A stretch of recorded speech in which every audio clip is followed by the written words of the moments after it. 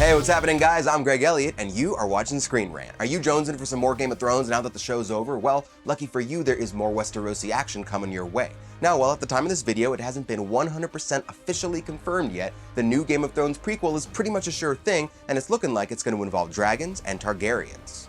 Set 300 years before the original series, this prequel is going to be based on George R.R. Martin's Fire and Blood, and it'll delve into the history of House Targaryen and their rise to power. Since there's a lot of material to pull from, it's not easy to guess exactly which particular corner of the lore the series will explore, but there's some great stuff in there to choose from, so let's start all the way at the beginning.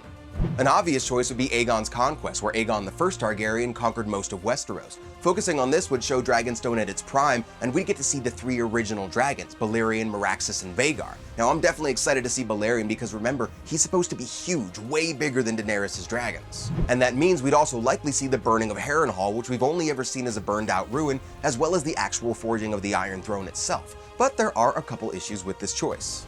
For one thing, we kinda already know how it all ends. I'm sure there's plenty for them to flesh out, but the conquest can't really have any major twists, and since it's much more battle heavy, it honestly might just be too expensive to center the series on something with so many battle scenes. So if they don't go down that route, what's next?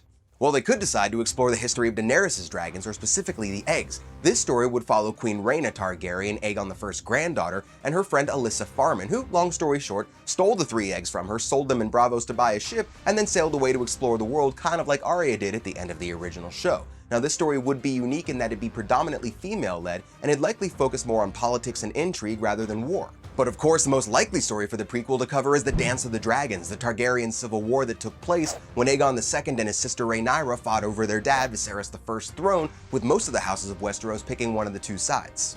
With warring factions, marriages, intrigue, and major battles, the Dance of the Dragons would probably be most like the original Game of Thrones, but this time with way more dragons, which is a good thing in my book. Another definite plus is that George R.R. Martin has actually written the ending for this one, so there's no issue of the storyline jumping the shark this time. The Dance of the Dragons doesn't have any direct connections to the characters in Game of Thrones, but there is an argument that something with too similar a vibe to the original show won't be different enough to appeal to people, and with so many land and aerial dragon battles it could again just be too expensive to properly pull off. There are plenty of other stories that come from Fire and Blood, as well as from the other companion books that would make for good prequel material as well. On one hand, there's the battle-heavy Blackfire rebellions, or they could decide to go the quiet route and go into the long and peaceful reign of King Jaehaerys, which I guess when you think about it does sound a little boring when compared to dragons breathing hellfire.